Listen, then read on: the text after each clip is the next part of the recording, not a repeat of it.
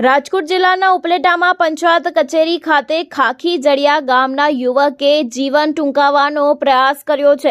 ખાખી જડિયા ગામે સરકારી જમીન પર થયેલા દબાણ મામલે તે જ ગામના યુવાને તાલુકા પંચાયત કચેરી ખાતે જીવન ટૂંકાવવાનો પ્રયાસ કર્યો હતો। અરજદારના જણાવ્યા પ્રમાણે તંત્ર કોઈ કાર્યવાહી નહીં કરતા હોવાના આક્ષેપને લઈને ખુદ ઉપર આગ ચાંપવાનો તેમના દ્વારા પ્રયાસ કરવામાં આવ્યો હતો। ખાખી જડિયા ગામના અરવિંદભાઈ સુવા નામના વ્યક્તિએ તંત્રની કામગીરીથી કંટાળીને જીવન ટૂંકાવવાનો પ્રયાસ કર્યો હોવાનું સામે આવ્યું છે। 2 વર્ષથી કોઈ ધ્યાન ન આવતું હોય અને તંત્ર કોઈ કામગીરી ન કરતું હોય તેવા આક્ષેપને લઈને તાલુકા પંચાયત કચેરી ખાતે જ જીવન ટૂંકાવવાનો પ્રયાસ કર્યો છે। યુવકે પોતાના શરીર ઉપર જ્વલનશીલ પદાર્થ છાંટીને જીવન ટૂંકાવવાનો પ્રયાસ કર્યો હતો। તંત્રની કામગીરીથી કંટાળીને તેઓ દ્વારા જીવન ટૂંકાવવાનો પ્રયાસ કરતા અફરાતફરી મચી ગઈ હતી। તાલુકા પંચાયત કચેરી દ્વારા પોલીસને જાણ કરાતા યુવકની અટકાયત કરવામાં આવી છે। જો કે એક મહત્વના સમાચાર કહી શકાય, ઉપલેટાથી રાજકોટ જિલ્લાના ઉપલેટામાં પંચાયત કચેરી ખાતે ખાખી જડિયા ગામના યુવકે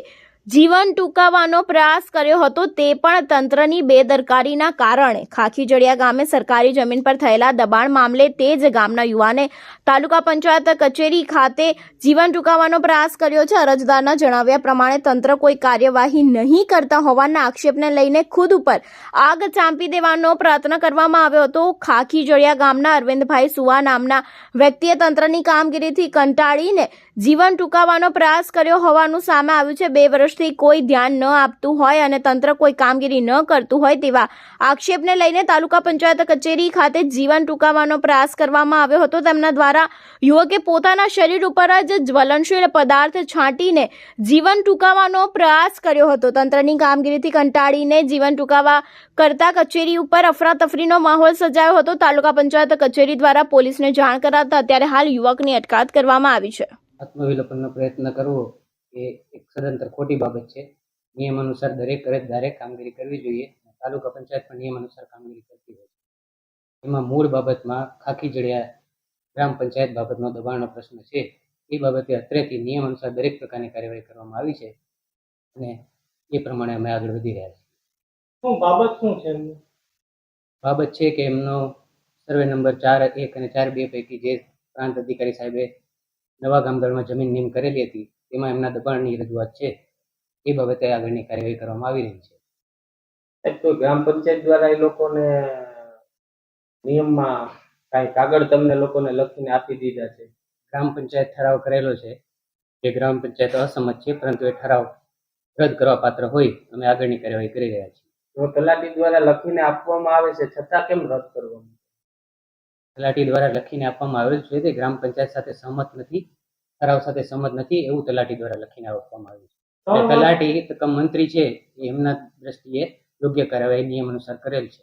તલાટીની દ્રષ્ટિએ યોગ્ય છે તો આપણે સ્થળ તપાસ કરીને ખરાઈ કરેલ છે? પ્રથમ કોઈ પણ દબાણ દૂર કરવું એટલે ગ્રામ પંચાયતની દબાણની ગુજરાત પંચાયત અધિનિયમ 1993ની કલમ અંતર્ગત 105 અંતર્ગત ગ્રામ પંચાયતની જવાબદારી આવે છે અને આ અનુસાર જીઆર, ઠરાવો, કાયદા અને વિકાસ કમિશનર તરફથી પરિપત્રો થયેલ છે, એટલે ગ્રામ પંચાયત દબાણની કાર્યવાહી દૂર કરવા માટે સક્ષમ છે।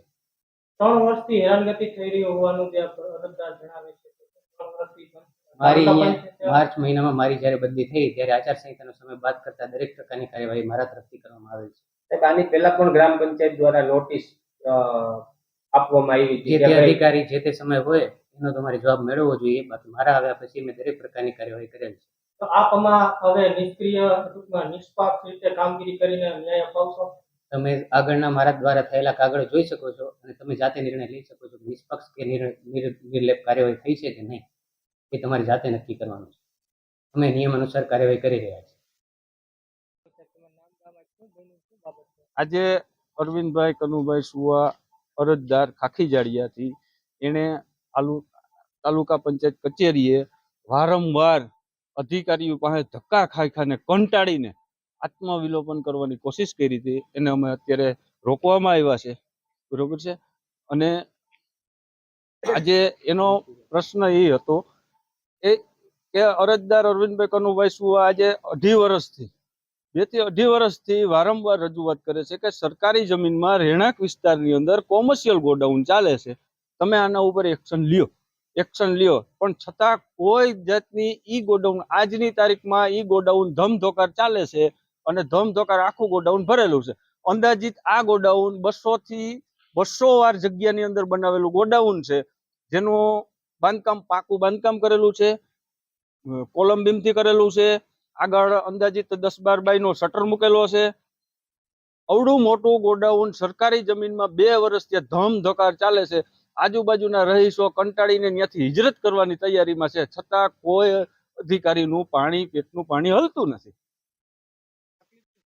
તકલીફ એ પડે છે કે ઈ સરકારી જમીનની અંદર આ કામગીરી કરે છે, એના ભારી વાહનો આવે છે, રસ્તો બ્લોક કરી દેવામાં આવે છે, એના ખુલ્લેઆમ દાદાગીરી કરવામાં આવે છે, એના વિડીયો વારંવાર અમે બતાવવામાં આવ્યા છે. અને બીજા નંબરની અંદર આજે સરકારી જમીન છે તો એના ઉપર કામગીરી કેમ ના થઈ અત્યાર સુધી? તો આ કોનો ભ્રષ્ટાચાર છે? કઈ કઈ કચેરીમાં તમે અમે જિલ્લા પંચાયતમાં રજૂઆત કરી હતી, તાલુકા પંચાયતને રજૂઆત કરી, મામલતદાર સાહેબને રજૂઆત કરી, ડેપ્યુટી સાહેબને રજૂઆત કરી છે. અને ઉપરની કક્ષાએથી આ લોકોને કામગીરી કરવા માટે લેટર પણ આપવામાં આવે છે, વારંવાર લેટર આપવામાં આવે છે, પરંતુ ખાખીજાડિયા ગ્રામ પંચાયત અને તાલુકા પંચાયત મળીને માત્ર ને માત્ર રોજ કામ કરે છે, ખોટા કાગળો કરે છે અને લટકાવવાની અને ભટકાવવાની કામગીરી કરે છે. ઉપરની કક્ષાએ સુધી સચોટ કામગીરી આ લોકો પહોંચાડતા નથી. તમારું નામ ગામ શું? મારું ગામ ખાખીજાડિયા, મારું નામ છે અરવિંદભાઈ કનુભાઈ સુવા. હું જે વિસ્તારમાં રહું છું એ વિસ્તારની અંદર રહેણાંક વિસ્તાર છે. રહેણાંક વિસ્તારની અંદર સરકારી જમીન ઉપર મોટું પાકું મકાન ગોડાઉન, મોટા શટર વાળું ગોડાઉન ખડકી દીધું છે સરકારી જમીન ઉપર. નથી એના કોઈ આધાર પુરાવા કે નથી એની કોઈ મંજૂરી. 3 વર્ષથી અમે લગાતાર અરજીઓ કરવા છતાં આ તાલુકા પંચાયત કે ખાખીજાડિયા ગ્રામ પંચાયત કોઈ કામગીરી કરતી નથી અને ભ્રષ્ટાચારના પાપે કામગીરી નથી થતી. અમારી માંગણી એ છે કે સરકારી જમીન ઉપર જે ગોડાઉન છે એ તાત્કાલિક હટાવવામાં આવે, નહીતર અમે જે આ પગલું ભર્યું છે એ મેં આત્મવિલોપનનો પ્રયાસ કર્યો છે. મેં પેટ્રોલ છાંટીને આત્મવિલોપન કરવાની કોશિશ કરી છે.